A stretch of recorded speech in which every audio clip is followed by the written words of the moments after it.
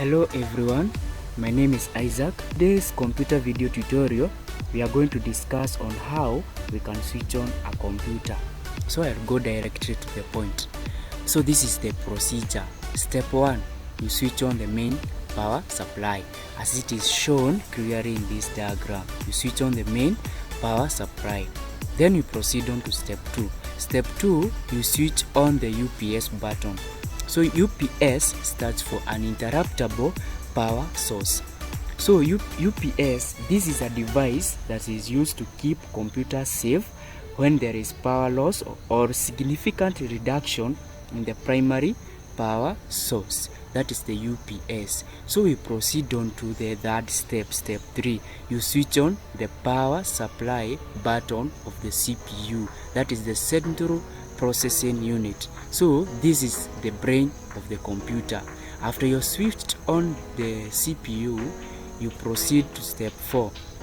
You now switch on the monitor button. After you have switched on the monitor button, you will find a welcome screen of Windows. Here it is, very beautiful, very clear. This is the welcome screen of the Windows. So the first screen that appears when starting a computer, it is known as a desktop. So now this is the desktop. Then down here we have a desktop has many small pictures. These pictures are known as icons. For example, this is an icon, this is an icon. Also these are icons. We are going to discuss more about this as we proceed with these video tutorials. So now down here we have a thin bar at the bottom of the desktop. It is known as the taskbar. So basically those are the main steps that you are supposed to follow when you are switching on a computer. So in summary, we have said that the first step is that you switch on the main power supply.